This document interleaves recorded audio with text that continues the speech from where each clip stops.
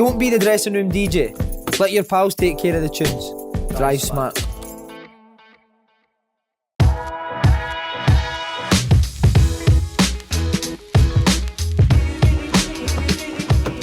Tam Cowan. What's happening, big boy? You alright? Aye, brand new. Good, good. We're just at the BBC Scotland. Aye. 9 to 5. I'll take you the wee run. If you would like to put your seatbelt on. Oh, sorry, mate. Thanks for keeping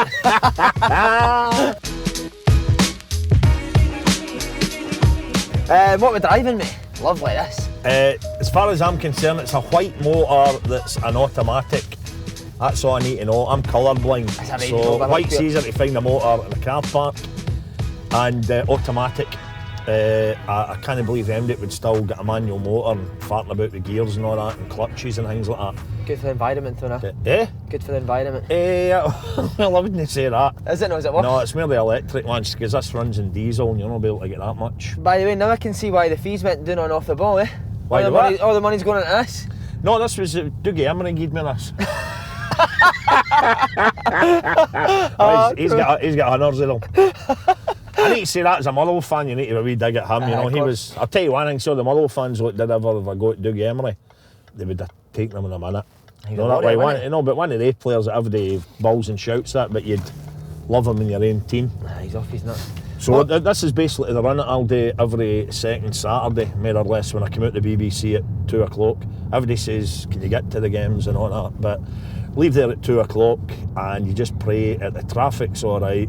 Get out of Fir Park with maybe about 10 minutes to spare, and then you just need to leave early after the game. It's amazing that in 25 years, because we've been doing the radio as long as that now, and Saturdays I've never heard the sound of a final whistle, because I've always got to get out to get back in for the show at 5:30. You must have missed some important goals as well, nah? Oh aye, I've missed dramatic equalisers, winners against Celtic and Rangers. It's a sore one, but... So what do you usually leave, about 70 minutes, 80 minutes? No, I look at the big scoreboard, and normally about 84 tends to be the number, just so I can shuffle out my seat, get into the motor, and then get back out, because if you get caught in that traffic, I mean, you'll have been at, I know you're mainly lower leagues, but you've been at Fir Park, aye? I've been at Fir Park, but I've won we beat you a couple of times at Dundee, actually. So 84 minutes, so you would have seen David Clarkson getting subbed every 60 minutes then? Oh, absolutely, aye.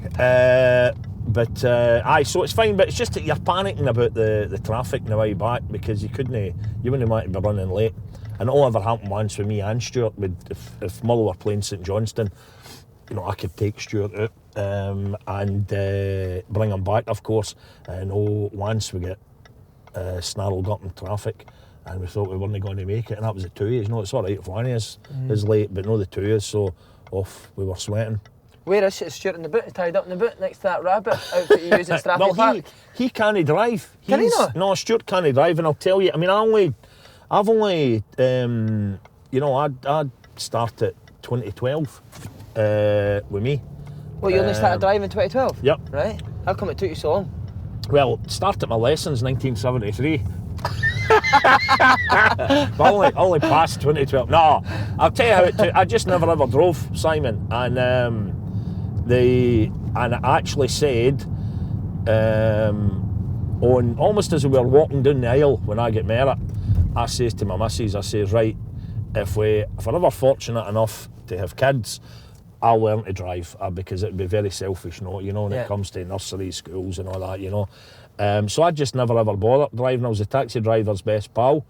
They Kevin Kyle must have made an absolute fortune out of me. Did Kevin tell you about Stuart?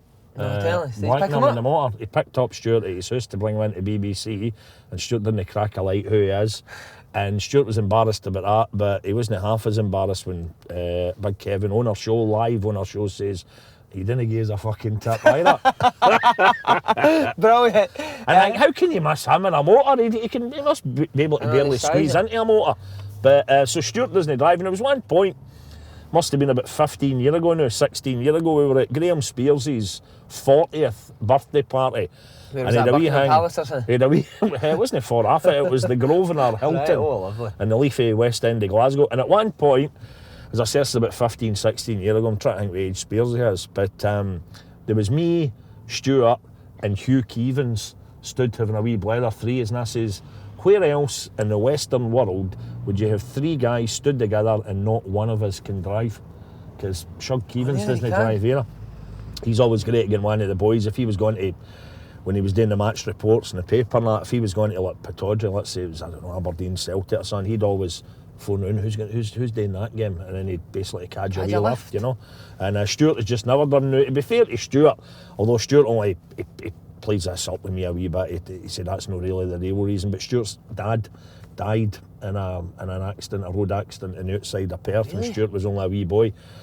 Now a psychologist would have a field day with that, he'd maybe say, you know what, that's what put him off, and that's the reason he doesn't drive. But he's got good, I must even name check him, he's got good stout pal Stuart, Mike Mason, who the games that Stuart can get to, because he's gubbed for games at McDermott Park. It's a bit of a shame for him with that. 25 year he doing the show. He's not been able to get up to McDermott Park on Saturdays, but his pal Mike Mason, his pal Mike Mason will come and pick him up if Motherwell, if St Johnstone maybe at Hamilton Accies or at Ibrox or Park either, and he'll pick him up right outside the BBC and take him there, so you can still get to see games. See when you're talking about Kevin Kelly's size, I must say to you, you're looking absolutely trim. Yeah, you've been on the Herbalife? No, I don't even know what that is. Sounds like drugs. I'd lost a wee bit. It might actually have been your podcast that inspired me, because it was changing lives. Folk making a joke about how that if one of my buttons in my shirt had popped, it would have taken your eye out. And it was just a shirt. It's quite a wee nice shirt, but you want to see it on me now. Oh, baggy. Hey, it's lovely. It's like a big caftan. But see your cheekbones. I think I've lost about. I started September the 1st. I thought, right, that's my date that I'm going to start losing a wee bit of weight. I was just watching what I was eating. I tried going to the gym, but I'm at the gym and I'm chanting the door, nobody answering. And I noticed the sign above it said Jehovah's Fitness. Tremendous. But that's all it was, as my wife had told, was trying to keep away from the red wine. It's far too easy at night, sit down with the feet up in the telly, bolt of red wine, and the thing is, at the minute you've the bolt of red wine, what you're definitely going to have is a big bag of KP dry roasted nuts, and they were the real killer. So my drink, I moved for the red wine a nice wee gin and tonic. slimline tonic. Lovely. And they flavoured gin, some of them are amazing. You can't even notice the difference, can you? Although on the off chance somebody for the company's tuned in, I must say Tanqueray is the best. Always on for a plug. Right, this journey to Fir Park. Aye. Must have had some enjoyable ones this season. Boys are absolutely flying, isn't it? No, it's been great. I nearly fell out with a couple of supporters at the recent St Mirren Cup game when it was 4-1 to St Mirren at half time, right? Incredible. I mean, St Mirren had barely scored 4 goals up to that point in the season. 4-1 at half time, and when a half time whistle went, there boos and all that, And we were still sitting third in the league. We've got about 3,000 season ticket holders, we've got barely a bean in the bank. And boo, and I'd recall that. Words were coming. I'll be the first. So do you have a pop at people? No, well, I'm not like one of that. I'm just a Motherwell fan through and through. I do my fair share of booing and shouting and screaming like a dafty as well. But that night, I just thought a couple of boys says, "Get a grip, mate," and it was only half time, and lo and behold, getting back to 4 each, I thought, there we go, But I'll tell you that, I mean, you'll have experienced that with a 4. See if it had just finished 4-1 that night, it'd have been better. See, getting it back to a draw, then getting beat on penalties, that's when it gets really sickening. Value for money though, mate. Oh, it's brilliant, aye. I mean, we made a virtue of that in the programme that week about, you go back to Bobby Williamson's old line years ago about, I think he was meant to shout at some Hibs fans or something, if you want entertainment, go to the pictures, And we thought, no matter what you see at the pictures, could be anything, crackers like, I don't know, Rocket Man or Bohemian Rhapsody, anything you want. A game of football like that, when you're 4-1 down, get it back to 4 each, the drama of a penalty shootout, you can't beat that. You just can't beat it. Who missed the pen? Was it Tony Watt? Tony Watt, he hit one over the bar if memory serves, but it was a rotten penalty shootout. The penalties were dreadful. But Tony's done all right. I mean, do you know him? I know Tony. I think it'd be a good place for him, wouldn't it? Well, what about this theory that there's a lot of Snyders say to me that Oh, Tony, when he goes to a club, 6-8 games, he's all right, and then he falls away. Is that true? Nah, I don't think so. No, well, down south with Blackburn and Charlton, he done really well for full seasons. So I think he looks the part, and I think he looks as if he's got a good football brain. Fingers crossed him, because he has a talent. And I believe he might have once scored a goal against Barcelona, did he? No. But he never mentions it. No, he never mentions it. Do you still get the buzz going to Fir Park? Oh God, I love it. I mean, I've gone for. I'm now in my. At the start of this season, it was my 40th anniversary. We're having a season ticket. I got my first one as a 10th birthday present. I was 50 last year, and you must have been bad that year, were you? So it's what year? The year you got that season ticket. The year I got it when I was well, I'll tell you, that was the Arsene Ali McLeod as manager, and we didn't get promoted, and then season 81-82, which was a great time to capture me, for me to fall in love with Motherwell, and indeed fall in love with football when I was going every week. Motherwell team that year, 81-82, Davy Hayes manager. It's still my favourite season as a Motherwell fan. We ran away with the first division. It's one of the years we were winning 5-0, 6-1, 7-1 every single week. Great players in the team, me, Johnny Gagan, Brian McLaughlin, Joe Wark, Shuggy Sprout in goals. And it was brilliant. We were the highest scorers in Britain that year, and clinched the league. I mind a nice spring night, not even summer, spring night up at Starks Park, midweek game, and we won up there, and then all the Motherwell fans going on the park, and I'd need to check up, but I think we were still in March. It was away the late March, and that was us who'd won it, you know. Was Gagan good? Aye, Gagan. Brilliant after dinner, isn't he? Oh, superb. But Johnny got into the greatest ever Motherwell team. Did he slaughters himself for being shite, didn't he? Oh, I know, but he was a fan's favourite, and you know what it's like. I mean, sadly there's not enough of them now, but fans love the wee winger in football. You know, they're maybe a bit of a dying breed, but so the fans love Johnny, and it'd be unfair to say that it was the fans that voted for him.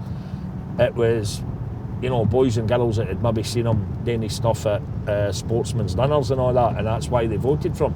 It was because he was absolutely brilliant at Motherwell. Great wee player. I need to say, my mate seen you a couple of weeks ago, David McLean. He used to play with Stirling Albion in that. All right. He seen you and after dinner a couple of weeks ago and says you were tremendous. Where was that? You had to apologise to one of the barmaids. I had to apologise to one of the barmaids. What for? I can't remember where it was.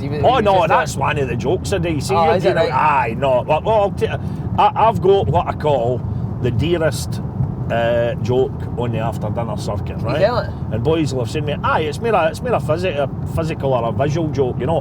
But what you do is, I always like, you want good order. See, when you're up doing your stuff, you don't want folks sitting on their phones or sitting talking or anything like that, you know. And I've sseen it happen far too often. It's quite rude, particularly when folk have spent a lot of money maybe for a ticket to come and hear you, you know. And it's like, I mean, I'm guessing it's like when you're playing football with Peterhead, you know, you're not wanting if you've got folks sitting there talking and chatting, it'll put you off, you know what I mean? So there's only a man in his dug it again. It's a bit like that at the dinners. But no, what they meant about with the barmaid, I do a joke that always say, right, the barmaids, if they're walking about the tables collecting tumblers or delivering drink, I'll say, look at these barmaids, ladies and gentlemen, they make your job easier by deftly walking in out the tables, meaning you don't get a stampede at the bar. It means we get a bit of peace and quiet. But I says, whatever the lassie's name is, I says, but tell me this, my friend, in 2 words, how much have they given you in tips? And the usual answer is, unless somebody shouts it out first, the lassie will say, fuck all, right? And I say, well, that's terrible. It's always left to me. The boy with the mic, we appreciate the order to get the lassies a drink. So I say, I dig into my pocket, take out some Reddies, and I say, right, here a cheers. She comes up, come on, darling. And then she walks out, I'll pick up like a can of iron brew off the table and say, there you go. Thanks very much, and mind split it with the rest of your pals, right? And then I just put the money back in my pocket. And it always gets a right good laugh, right? Might not know it, we've let the cat out the bag, right? But then what happens is, once the laughter, it's always the same reaction, the laughter dies down, then you get a few going, oh, and I say, boys, we're not finished yet. That is the dearest joke in the after dinner circuit, because a fat lassie went home the night to her da, her grandfather, her husband. She might say, see that fat specky guy from Motherwell you used to like in the radio? Took the piss out of me the day in front of a crowd of folk, you know. And the guy might, before you know it, want to book my boards, you know. So then what happens, I say to the girls, I say, on you go, and I walk out of the bar with 20 quid, and I say, there you go, girls, make sure you get yourselves a drink, and boys, give them another round of applause, and then that's it. What a man, love So that. that's what you're man. But I've got to do that every bloody single one, So you know. 20 quid a week? Ah, exactly. So you take that off your grand fee, you're still getting 990 No, don't get, quid. well, exactly. I mean, well, that was the sort of starting money, but but that's that. But aye, so you always have a laugh, a joke, and I carry on in the room. That's what it's all about. Brilliant. Back to the football. Do you look out for St Johnstone results while you're at Fir Park to see how Stuart's team's getting on? Aye, I've got more than a soft spot for St Johnstone just because of my association with Stuart. And it's been, I'm guilty, what I hate, end of day now, I realise I've just sat in the middle lane, which is a big no-no. See, that sort of thing, see, Great because, safety, that's what we're after. see, because I wasn't, because I, 2012, it means that I missed the very chance of being a joyrider, you know. What was 2012? When I passed my test. Oh, right, not Aye. paying attention here. I know, exactly. But so in 2012 when I passed my test, I was the one to jump in the motor and start going down the park to do skids, you know what I mean? You kept that for the boxers. So as a result of that, it meant that I was kind of more mature, responsible driver, so that sitting in the middle lane malarkey, that's no on. But see, with you and Stuart, have you ever had an argument? Do you argue about football? I've only had an argument once, one argument in 25 years, which isn't bad, and it was I'm involved with a few charities, and Stuart winds me up about it because I think I'm after an MBE or something like that, you know, but just something that I do. But I was leaving the BBC one night, and Stuart said to me, you want to go for a pint or go for a wee curry or that? He says, I can't, I'm going to a charity do. He says, you and your charity do, you trying to get an MBE, you bastard, you know. And I says, oh, calm down. I says, never done anything for boys like me, have you? Charity. And I says, what you on about? But I knew what he was on about, Stuart. And he's mentioned it in the show, and I think he mentioned it when we did the podcast with you. He's got really bad eczema, right? Now, it can strike a lot of folk. I've got a wee touch it down the bottom of my back. I've got a couple of pals that go it. Exactly, aye. But Stuart's got really bad eczema to the point. He's a wee laugh and a joke about it. No, the first time in the show, he said that between the eczema and the fact that he's into his soul music, that all the boys at the school used to call him Lionel Itchy, right? Cracking nickname.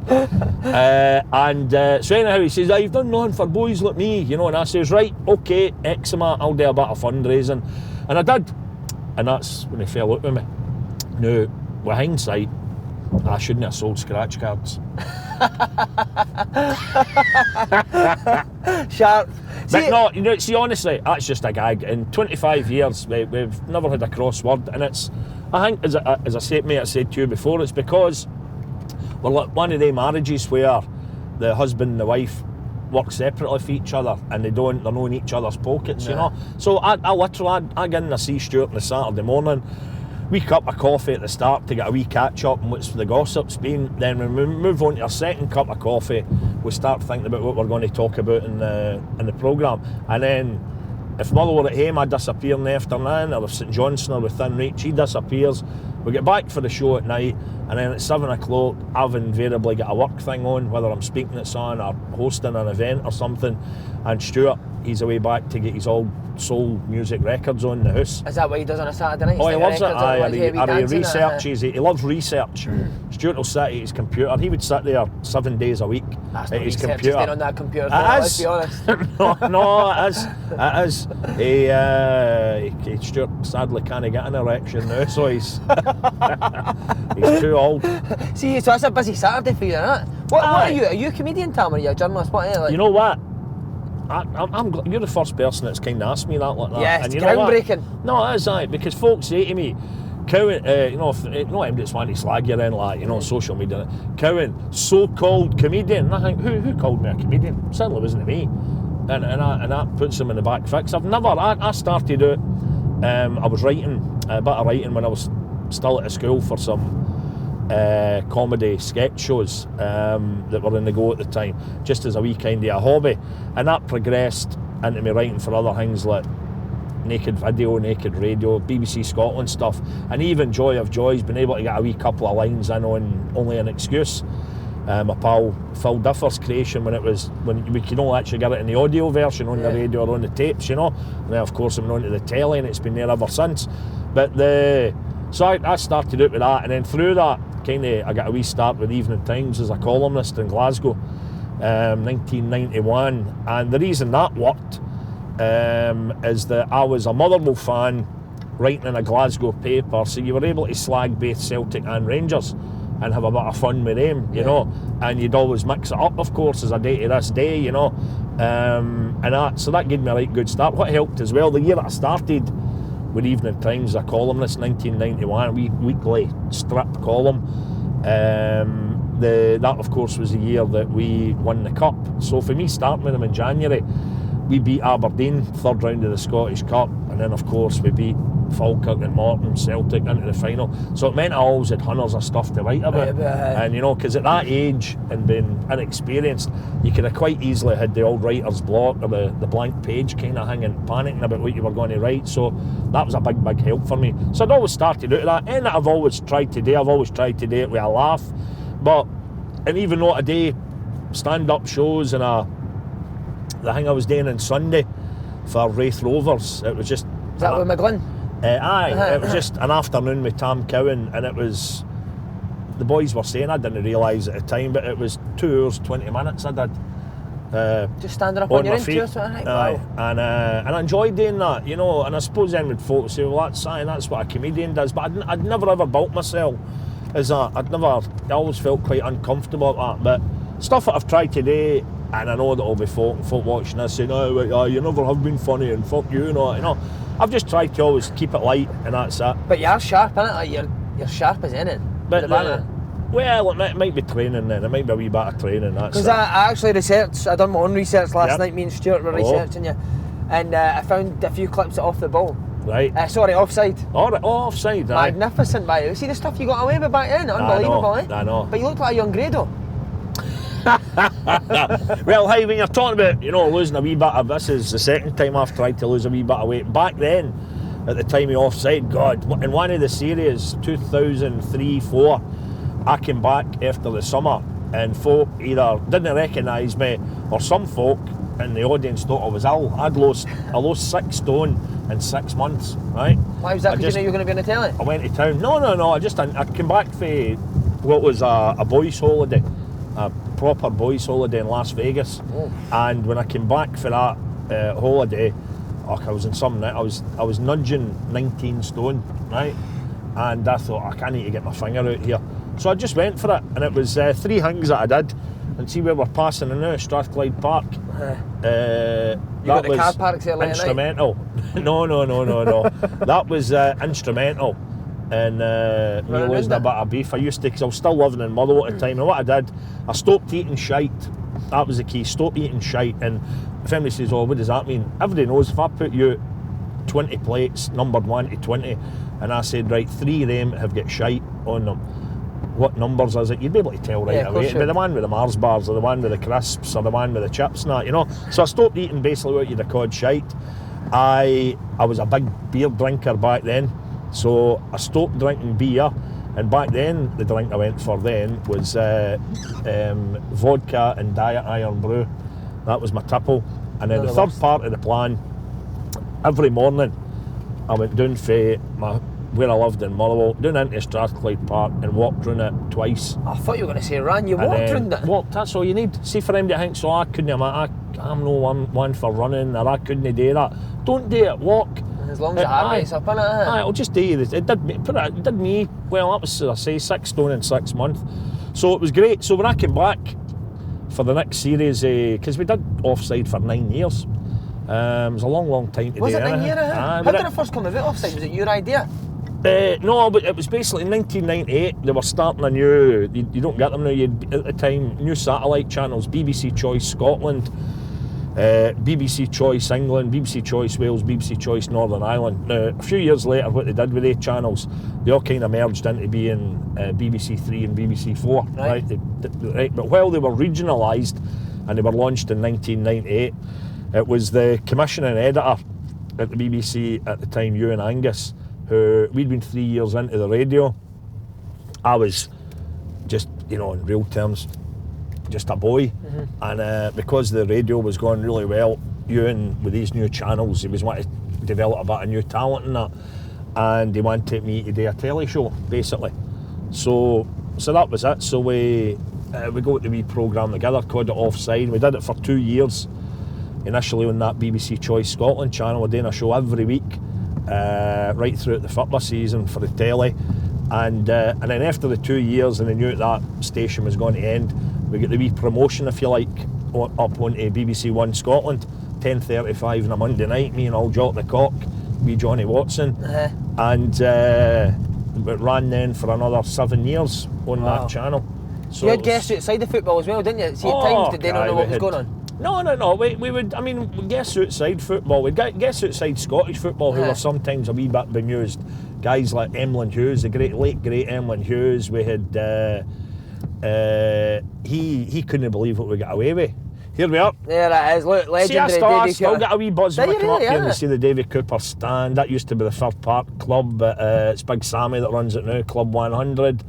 And then you come up here. So my usual drill now, I was actually saying it to your producer, and I'll tell you the story when we come round here, because normally, it's busy the day, all the players are still in. Paparazzi. And that's it. Will be, it'll be, and a lot of maybe European press and all that, maybe looking to see what we're going to be about next season. What a place. But, so I would normally now surely you've got come a spot in here. Tam, Well, you know what? I used to park up in the car park at the top of the street, right? Yeah. And then what happened earlier this season, right? Earlier this season, I'll show you exactly where I mean. When big Les Hutchison left the club, the boy had chucked some money in, right? Once he get his money back, it was his daughter Leanne that kind of was on the board on his behalf. And she had one of these parking spaces earlier. So see, when I knew she was leaving, I never ever, quite rightly, never take a bean out of Motherwell. I do other events for them, but I would never ever charge them. And at the club, Alan Burrows, Suzanne, that does the commercial side of things, they're always saying, what can we do for you? What can I say? I don't want anything. I'm a fan. I could never have played for Motherwell. That's the second best thing, to get the mic and do their events and all that, and I enjoy doing them. But when I knew that Leanne was leaving, Leslie's daughter, she always had a wee parking space over there. So the minute she disappeared away to her dad with a cheque, there you go, Dad, that's Motherwell squared you up. I said to them, I says, is that wee parking space available? Because see the difference it makes for me on a Saturday. I said to you, I've never heard the final whistle. Instead of me having to leave extra early to get out, I sit in the main stand there out and up to the car park that's up at the top of that road. See, for me having a motor there, I just wheek out, and it means that I can even get Gallus wait to about 87 minutes. Because the trick is, see from the way out, that road at the electric barn, that, so see getting down there after a game. It's absolute chalk, and I'd never get back in time for the radio. So, see, just on that, how important is it, even if you are in a hurry, not to speed on the way back? Oh, I would never. No, I've got 3 points. I've got 3 points on my licence, and I must say as well that was at the bottom end of Perth. Coming down, I was coming down the A9, and it was picked up. Then it was at 2:10 in the morning. There was nothing on the road. I'm not making any excuses. I wasn't flying. You know, it was only a wee couple of miles an hour over the limit, and I got done with the camera, the average camera, whatever it was, and I thought, fair dues. But you know, the best thing about that, I think if everybody gets done with that once, you suddenly learn where your wee cruise control button is, and you think, you know what, just go on the road, set the cruise, and away you go. That's what you pay money for, mate, the old cruise control and that. Just back on Offside, who was the more obscure guest you had done? Was there no talk of Peter Andre and Jordan coming on? There was, but we did. Well delved there. I'd forgotten about them, but something happened. We couldn't get them. We get the big. Who's the big, heavy darts boy? Andy Sunday. Oh, Andy Fordham. Andy Fordham. He let us down badly one day. He was getting on the plane. Mind the size of him. He lost a lot of weight, but the size of him, he was walking up the steps to go into the plane in London, slipped a disc in his back, and couldn't get up. And see, when that happens and you've got all stuff ready for them, you've got the dartboard in the studio and all that, because our shows were like as live. I mean, we recorded them at like 7:30, 8 o'clock in the Monday night, and we did them as live, half an hour, no fannying about. Only if a camera broke down or somebody said the C word. Jack Charnley did it once. Did he, right? Then you wouldn't edit anything. You just bash in, because to go on the telly at 10:30, you know. Could you not just put a beard on Chris Boyd and put him on? See that? No. I'm going to stick up for he's been on it. Chris Boyd. Me and Stuart say it every week. We got our eyes open years ago, and he'd only just finished playing. Mark Yardley came on to off the ball for the first time ever, right? And because of what you hear fans shouting and all the rest of it, me and Stuart have done it ourselves, you're expecting some big heifer lump to come into the studio. But he was a big fat athlete. And you're saying it's just maybe he might have been a couple of ounces heavier than other players that you see, wee whippets like yourself. But he was a big fat man, and we thought, that shows all these football fans that are about, 23 staying, eat 4 pies at every game, they're shouting, you fat bastard, Now, have a look at yourself, mate. But, right. And you had Hugh Dallas on the show. Hugh Dallas, we got Hugh Dallas on. Was it hard to get refs on? Because it took us ages to try and get a ref on. No, Hugh's kind of, I know it was always Bonkle, that he famously, when they used to put up, I mean, they did that years ago when the highlights and all that of the game, they would put on in brackets where the referee came from. No. Was that before your time? I used to say, Willie Young, brackets Clarkston, I always remember he was Clarkston, Hugh Dallas, Bonkle, tell you, and I think it was really just, don't give any maniacs half a clue where these guys live, you know what I mean? They stopped it, but so I'd kind of known Hugh, and he'd already by that point been out in a restaurant review. When I took him out in a restaurant review before a Scottish Cup final one year, so the review it was getting the record that Saturday, the day of the Cup final, it was Hugh had been my guest. So I wrote all about that and make sure you eat your carrots and all that, right, all that part. And so I kind of known Hugh, and we got him on the telly. He was great, and my only memory is giving him a hard hat to wear and then chucking chocolate coins at him, because it wasn't long after that terrible carry on. But Hughie laughed about that. Aye, of course he did. Every day I've been blessed with that, and by and large the folk that I've had on shows, be it the telly, be it the radio, whatever it might be, they join in the fun, they have a laugh and a carry on. And I can't mind ever after a show, anybody, you're talking about offside, when you're in the green room after it and you were always able to get a wee bottle of beer or that, not once did anybody say, I'm not staying about for it, I'm fucking off, there was never any of that, They recognised what the programme was about. The hardest one that we had to start with one show, didn't think he was going to do it, was John Barnes, former Celtic boss. Now, it was a couple of years after he'd been slaughtered for his managerial spell at Celtic, but we got him on the show, and when he came in right at the start, I went out to meet him, and the first thing he says to me, can I see the script? And I thought, because we didn't actually do a script, we had bullet points and that. Yeah, a script wouldn't work, it'd be too stiff. I would do my wee monologue at the start with the jokes about the football that week and all that, and we would have some questions in mind for the guests, but it wasn't a script, it wasn't, So I says, John, I says, come on, we'll go and get a cup of tea, and I can certainly tell you a few things. We always tell the guests that, some of the things that we were going to ask them, just so that they could think of a wee story, like if you did the sort of stuff, you'll always ask them about guys in the dressing room and that. You want to put the idea in their head, so that they can think, I'll tell them that story, and that story, and it makes for a better programme. So, but when John came in, I said, John, I've not got a script, I'll talk you through everything. Oh no, I need to see a script, and I thought, he's going to walk out here. So I think then what had happened, maybe when he'd agreed to do the show, folk that he knew who were still up in Scotland, who had watched the show, he'd maybe phoned him. A couple of them might say, watch, by the way, they might take a piss out of you or something like that, But he get the wrong end of the stick. He thought it wasn't going to be like Newsnight. I wasn't going to be there like Jeremy Paxman and trying to get steamed into him and trying to embarrass him. It was just a laugh. So anyhow, it was amazing what relaxed him. When we did, I assured him, I says, John, it'll be absolutely fine, And we got on the show, we went to start the show, and a wee thing, and it was a clever move, a wee thing that we were going to do in the programme. If you remember the adverts he did at the time for Lucozade, right, and he kicked a can into the waste paper basket, he volleyed it, and he got it in we were going to recreate that in the studio. No, it wasn't going to be a wee bit later on in the programme, but I remember at the time he says, Mum, we'll make that earlier. And we did make it earlier in the show. We got him to do it. And joy of joys, he did it first time, kicked it right, and see the minute he did that, he just relaxed, and then was he a good guest after it? He's brilliant. He apologised after it, says sorry for giving you any hassle, but I didn't quite know what the show was going to be, but I enjoyed that, How good is it when you get somebody like Jim White, who's, I've interviewed him, he's up for getting the piss taken out of him, Jim, absolutely. When I started out in the paper, Jim on Scott Sport all the time, and the Brian Laudrup, why are you so good and all that.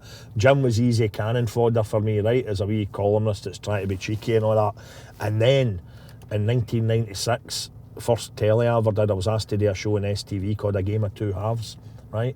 me, a team captain, 2 guests, another team captain, Tony Roper, and 2 guests, right? Right. Jim White presented it, and it was just a piss take and all that, you know, just a laugh.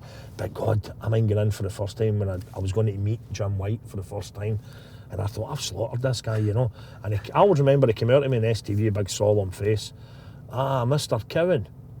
And I went, oh no, and he put out his on, started laughing. He says, oh, I fucking love the stuff that you do in the paper. Brilliant. And you know what, he was the best ever. See me went to do the first programme, he knew I'd have been nervous, first ever telly I'd done, and he says to me at the start, he says, you know what I want you to do? Fucking slaughter me right throughout the programme, go for me non-stop. He says, that's what the audience will want, you know what I mean? It was great. So he was brilliant. And then with Jim, doesn't drink now, of course, you know, you last interviewed him, but back in the days he wasn't, we'd go after it. Normally we recorded day programmes on a Wednesday night, they went out on a Thursday night, down to it was normally the Riverboat Casino in Glasgow, down there after it for a good scoop and all that, and then Jim would go mad with the tables and all that, get pissed, tap money off you, and then you'd never see it again.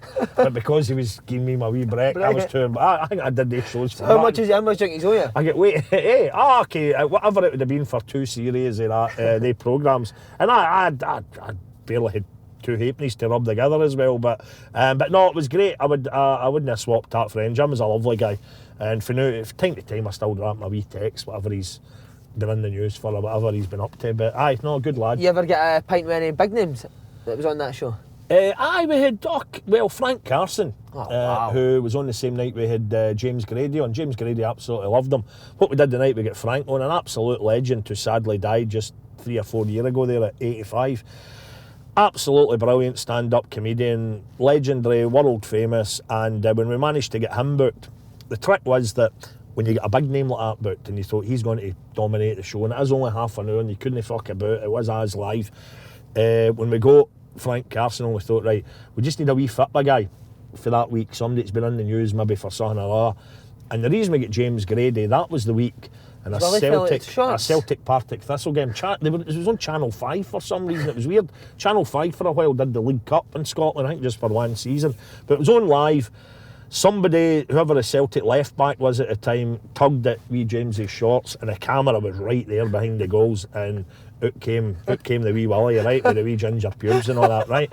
So we thought, right, that's enough, that's all we need. And I knew James would had him on the radar. I says, we'll get James Grady in as a wee extra guest, Frank Carson will dominate.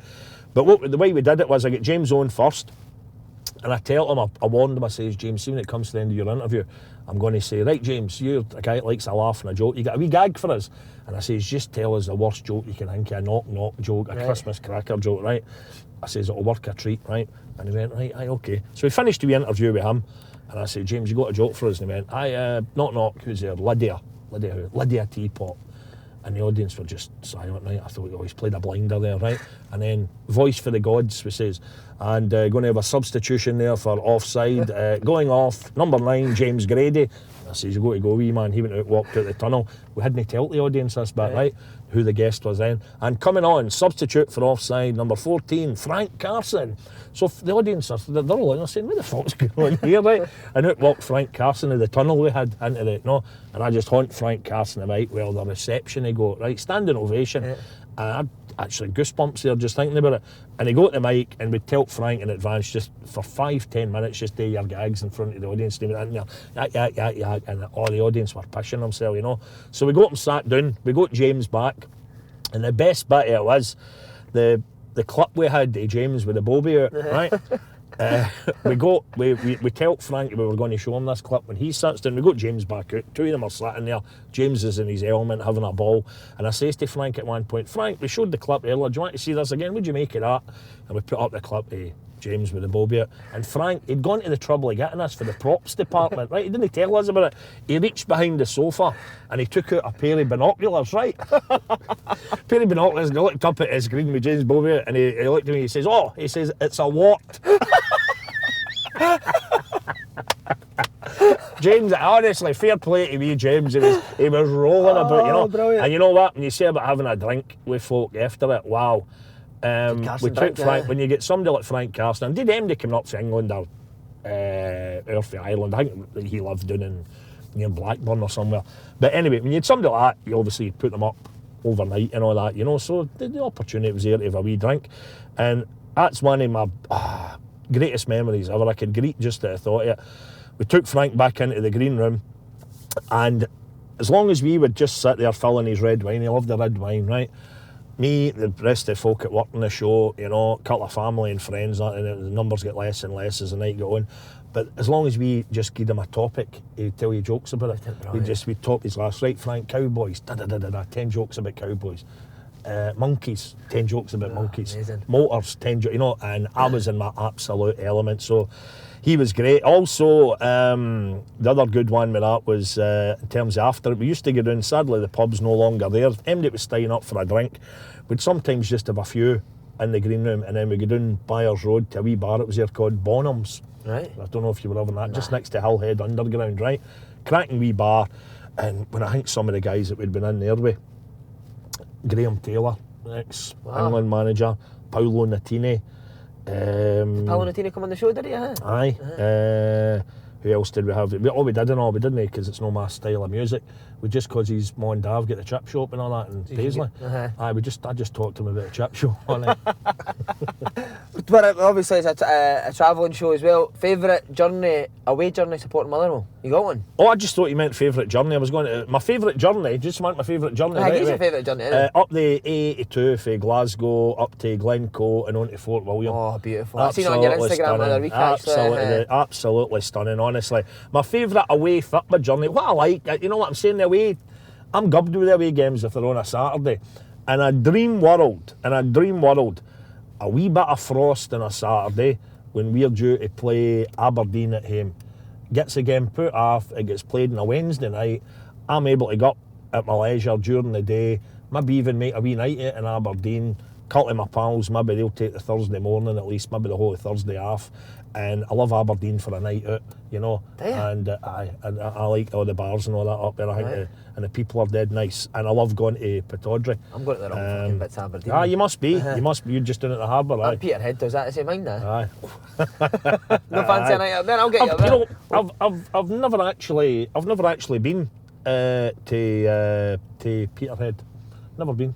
What am I missing? Right, good fish supper. Aye. Oh, fish supper's tremendous. Our kit man's got his own chippy up there. Is that right? I'll bring you one all right next time I'm on. Right, pick a dream car share, 4 passengers in your motor. Anyone. Entertainment, football, you pick. 4 in the motor.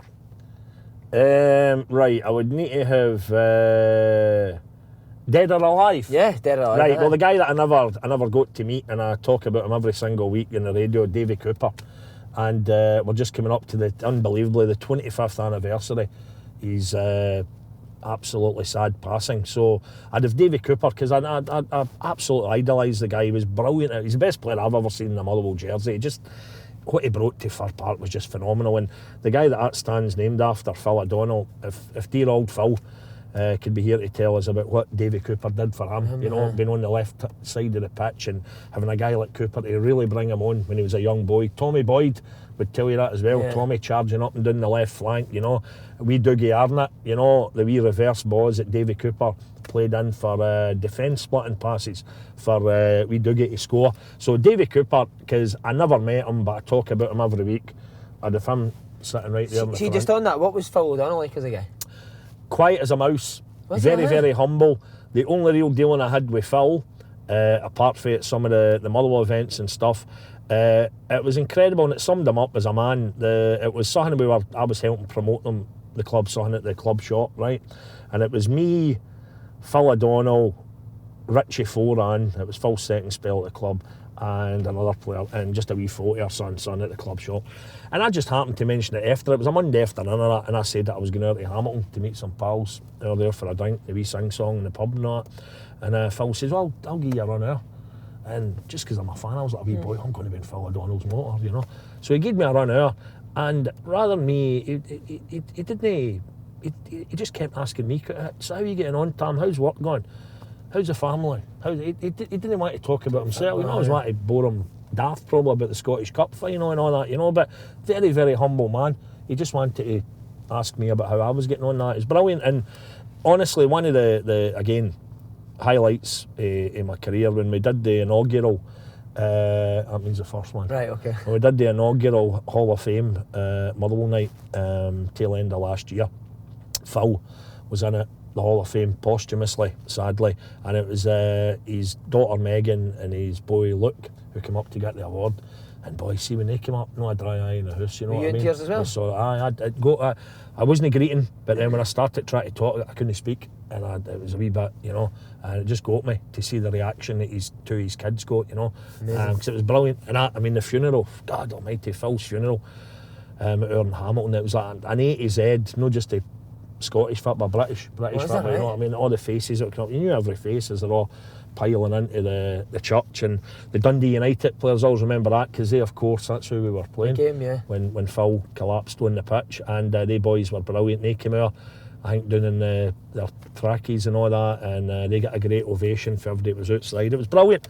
It was, I always say, I've tried to say it, I said to her at the time, Eileen, Phil's wife, and I said to his 2 kids that night, I said, if there was any comfort to be taken out of such a tragedy, they must have been bursting with pride, glowing with pride when they look back at the funeral. On the day they would have been shattered and they'd been away with it, you know, of that there's no doubt. But see if they to look back now, the clips, they must be sat in there, thank God. Overwhelmed. But what about a turnout for Philip, you know? Amazing, what a guy. 3 more we need. 3 more. Passengers. Well, the guy that, I don't know, I keep thinking we might get him on our show one of these days, and he's only just announced there that he's never doing stand-up again. The funniest man on the planet, Billy Connolly. Funniest man on the planet. The one thing you can guarantee with Billy Connolly, and whoever I tell this to, they always agree with me. If you see Billy Connolly live, if you watch him on the telly, if you see him in a chat show, if you watch one of his old VHSs or one of his old DVDs, the one thing about Billy Connolly, and you can't say this about, I think, any other comedian, there's always at least one bit in it when you know you'll be reduced to tears of laughter. There's always with Billy, there's always that, you know. And I had the pleasure of seeing him live twice. Once in Motherwell as well. He was doing a bit of filming out here. See one of the plays that he'd done, the TV dramas, you know. That must have been when he was struggling. It was no, just that they were filming out here. Okay. So he thought, I'll chuck in a wee performance doing it at the Civic Centre. And me, in the back of the motor, because I didn't drive then, one of my mates at the wheel, a quiz I used to run for my mate in a hotel in Motherwell. We were back my mate's motor after it one night, dropping some of the boys off. One of the boys was driving, and we nearly killed Billy Connolly. No way. About 500 yards from here, round at Catherine Street, right? Billy Connolly, as I say, because he was doing filming, bit of late night filming. My mate's driving his back, dotting his off round about here, and out of nowhere in the dark, this fucking vision just ran out in front of us. It was like a deer or something, if you know, and fucking screeched on the brake. We got a wee wave to the person as if to say sorry, and we drove on. And it was only as we drove on, it's that I looked round. It's fucking Billy Connolly. So can you imagine the reaction? I would have get to blame it, because I would have been the only one at the end would have known in the motorway. I had to do a headline out of me. Tam Cowan kills Billy Connolly. Can you imagine? You'd have had to emigrate to Pluto or something, you know what I mean? Do you know everyone we've had on here has picked Billy Connolly? I know. So Davy Cooper for the Fir Billy Connolly in the back, just behind me there, and that's room for what? One more? 2 more. Oh, 2 more, one more. No, who would I go with 2 more? Right, I've covered football, I've covered comedy. Oh, Singer, I'm going to see him in May this year, and by the time he goes on stage on Tuesday, May the 26th, at the Royal Concert Hall in Glasgow, he'll be 84. He's an absolute legend, Engelbert Humperdinck. I just think he's got one. Tell me cuando. See? That means when. Does it, right? What, in Spanish? It never sounds as good though. Nah. Tell me when. No, cuando sounds better, doesn't it? But brilliant voice. Even to this day. But that's through years of doing like Vegas shows and all that, and playing to the ladies and all that, and pulling out the wee silk hankies. I thought you were going to say pulling out someone else. No. Chucking out the wee and that. But it's the voice. I wasn't allowed to play any music on this, but in my Spotify on the phone, that's why I love sitting in a motor. But for technical reasons, we couldn't have any music. But it's chock full on my playlists. Engelbert and that, just a brilliant voice, and they're the songs that I'd sing. Absolutely brilliant. So I would put him top of the pile, even above the other guys that I really like, whose music I listen to: Frank Sinatra, Mark Monroe, Dean Martin, Tony Bennett, all the guys, the crooners and all that, you know. Scotland's very own Sydney Devine, close personal friend. I love Sydney to bits. But Engelbert, in terms of the voice and the song choice, very important. I would go with him What every about time. the young Scottish? What do you think of Capaldi, Jerry Cinnamon, guys like that? No, Capaldi, my boy. He is, you ain't I know. Everywhere I go.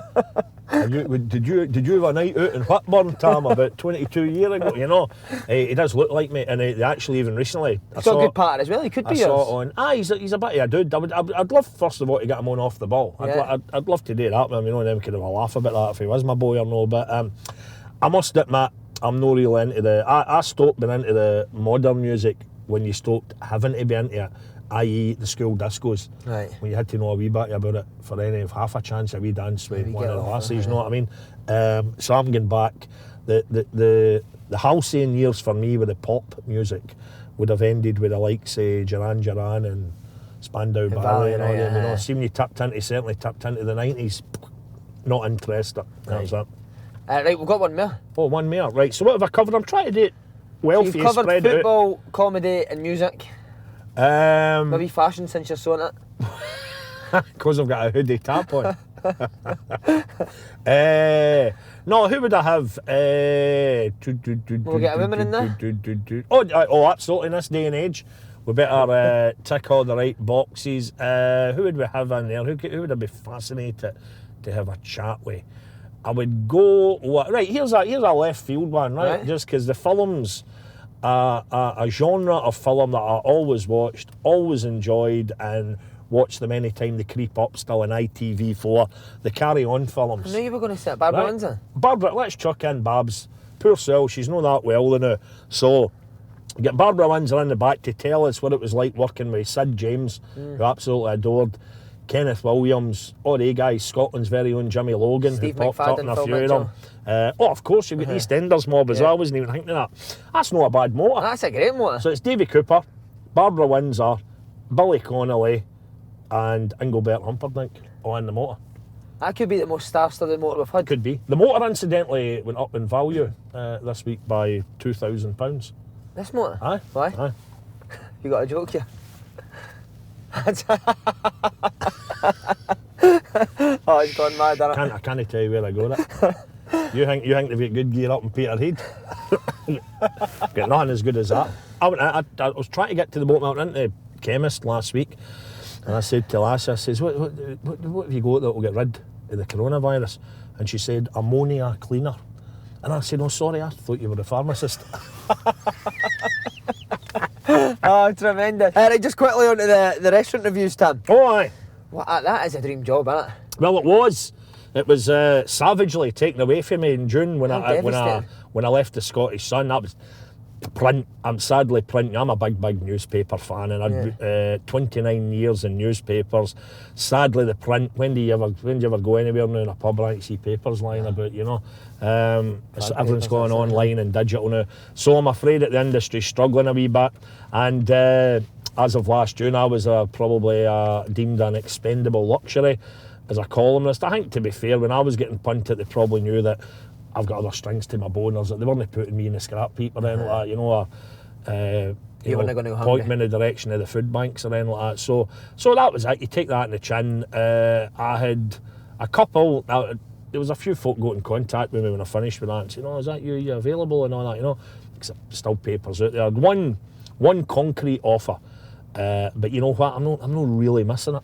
I keep myself busy. You must have had some great grub though. But, I mean, it was great. I mean, but because, you know, here's the trick. Because of the decline of the print newspapers, I still walk into restaurants and folk assume, because they don't read papers, that I'm still doing the reviews, you know, because they've heard me. And it's amazing how a wee table suddenly becomes available in an otherwise full restaurant, or how this wee bottle of wine might just appear.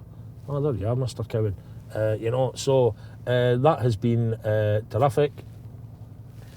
Peter Hartley. Hartley, there he is. Have you had him? No, I've not had him. Played against him when he was at Hartley. I better move to let him out. I better let him out, eh? Good player, isn't he? Aye. Gives his lot, doesn't he? What's the best? What was the best meal you had with that? The best meal? Remember? Probably the one with Nick Nairn. You know Nick Nairn, Scottish chef. Yes. And the reason it was the best meal, Nick knew the score when I went and did his restaurant. I'm just driving up here to where I used to park, alright, and I'll show you what I mean.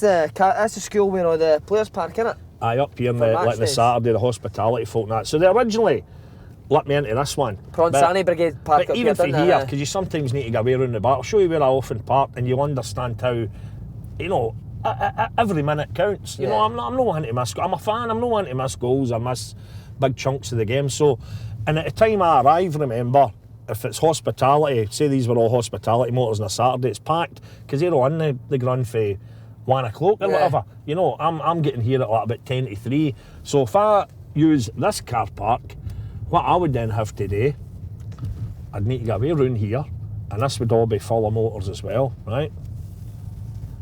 I would need to drive This is not what you're after. all the way around, and you imagine as well in the pish and rain. So I'm going to have to drive back as well into the BBC, soaked, crab it. So I need to still get right round here. There you go, I'd need to wade through this as well, a wee bit of flooding in it. Dearie me, man. I would need to get right round here, right? Nah, this is no use. And, God, this is really bad. Have you not got a parking space at the Mega Bar as well, sir? At the Mega Bar? Oh, the Mega Bar's gone. Is it sadly. gone? Aye. That was a dancing one. Some of my best days as a Is that right? young kid. I used to stay in Hamlet. We used to go to the Mega Bar every Saturday. Aye, that's gone. Wild, right, isn't it? so I would park in here. Right. These are the first available spaces. So that would be, it's a 10-minute walk. And that's 10 minutes longer that I could watch the game. So when they were able to allow me into that wee space at the No-brainer. front of the stand, then I thought, oh, thank you very much. Quite right, mate. As you say, you've gave them a lot. Do you know what I mean? What's a parking space? I'm a supporter. It's I enjoy doing the stuff like that, and they enjoy having me. So that's what it's all about. Back on the races. What's the worst review you've ever given? This place in Glasgow, went to review it, and I remember getting in at the start, in to review it, and my other, whoever my guest was, by the way, pals, colleagues, anything like that. Aye, whenever, whoever I took with me, that was the best thing. That was the best thing. See, if I was still doing it, you should get yourself in tow with me and come out. Because bear in mind, whoever came with me to a restaurant review, my guests, they get all the best side. They get the meal, they got the drink, but they didn't have to write 1,200 words in a review, you know. So they get the good side of it. So it was, can't mind who it was somebody for the paper at the time I was with that night. I went in, and I remember saying to the waitress as we walked in this place, can we take our jackets? No. She actually said no. What's that all about? Hung the jackets on the back of the seat. I remember then the meal, it was pretty poor. It was basically meant to be an Italian restaurant, but it was like Russians that owned it. Right. And I thought, oh, this isn't going to work. So, we're asking for something, I remember as well, same waitress with the pasta, says, can I get some black pepper? No. Didn't have black pepper, right, in a so-called Italian restaurant, right? So it was murder anyhow. I slaughtered it in the paper. The day after it went in the paper, I was told by the lassies that worked at reception at the Record, a taxi pulls up outside, a guy gets out in the chef's whites, right, and they check trousers, you know, they check trousers, wearing the big Crocs, they always wear the Crocs, and he gets out, clearly the chef for the restaurant I'd slaughtered, he was seen getting into his pocket, taking out a half bottle of vodka, one last wee bit of Dutch courage, and then he steamed into the front desk at the paper demanding to see me.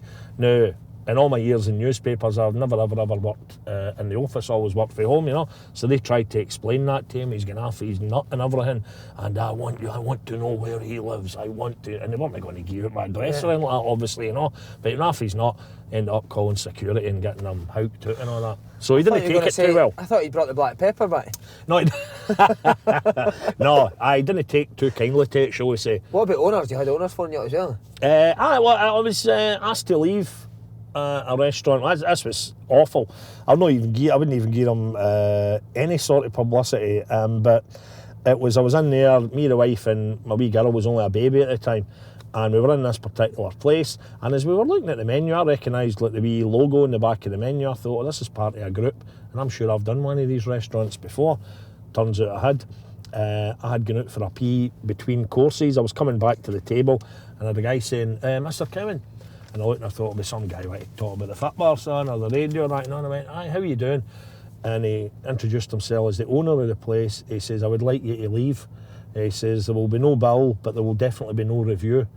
And I says, well, if there was no bill, mate, there never is a review. That was all the deal. I always paid. Everybody thought, oh, you get free food and all that. Oh, you paid, did you? No, you get it reimbursed by the paper. It's your job, you know. But at the time, you always get the credit card down, paid the bill, and then that's you. You can then do a review. The minute you've paid the bill, transaction has been made, you can then, you're free to do what you want, right?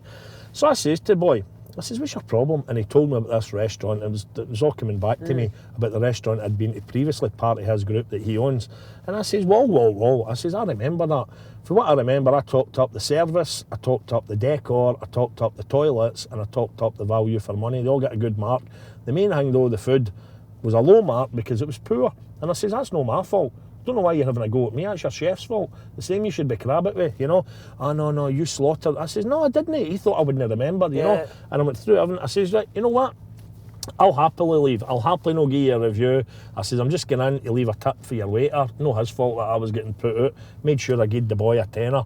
And I says to my wife, I says, come on, we'll need to go. She says, well, I'll tell you in the motor. And away we went, right? So I was very much of that attitude. I thought, fuck them, you know, and that was that. But then joy of joys what I did, because I wasn't going to do the review. And my next column later that week, I did this bit in my column at the front end of the paper in the Record, and I says, well, what a restaurant I was at this week, ladies and gentlemen. The food was top notch. I says the scenery was out of this world. The staff was great. And then I said, but I can't tell you where it is because they didn't want me to review it. And I thought, I just hope you fucking read that. You know what I mean? Because he'd got it wrong. And see, to be honest with you, I even got a wee bit of criticism about this at the time, about saying, oh, Tam, you're a food critic and I says, no, I'm a restaurant reviewer. Because folks say, what do you know about the food? And I've never claimed to be a chef or anything like that. There's a difference between a food critic, somebody that really, really knows their stuff and knows about one type of tomato for another and where the avocados were sourced and that, you know. That's maybe up at that level. I was always a restaurant reviewer. And when I started at my editor at the time, I'd said, we want you to be like Joe Bloggs, who goes into a restaurant. 99.999% of folk get into a restaurant are Joe Bloggs. They're just looking for a decent meal, nice place, not too hefty a bill, and a good night out, you know. And that's the way I'd always done them. So as a result of that, I wasn't really doing it to fucking snap at folk and try to shut them down or anything like that. Far from it. Nothing gave me greater pleasure if I could talk up a nice wee Scottish restaurant, talk it up to the high heavens and do the folk a turn, you know. Right. That's what it was all about. Last question. Yes. Stephen Robinson. Can he go a higher level? Can he be a top Well, manager? again, at the time, I mean, I'm astonished that the two we thought if he doesn't get one, he's going to get the other, and the jobs came up quite close to each other. Hibs and Hearts. Motherwell fans can't believe it. He's known one of their dugouts now. That was incredible. And then, of course, I think you can maybe correct me as we're waiting the Northern Ireland job. They're still waiting to announce that. He's always mentioned one of the bookies' favourites for that. And but knowing what he's like, a wee buzz bomb, and what a wee character is, and a great talker, and always moving about and always doing stuff.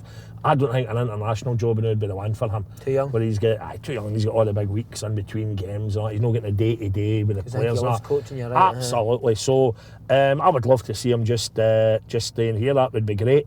He's the man, and I think he'll take us into Europe this year.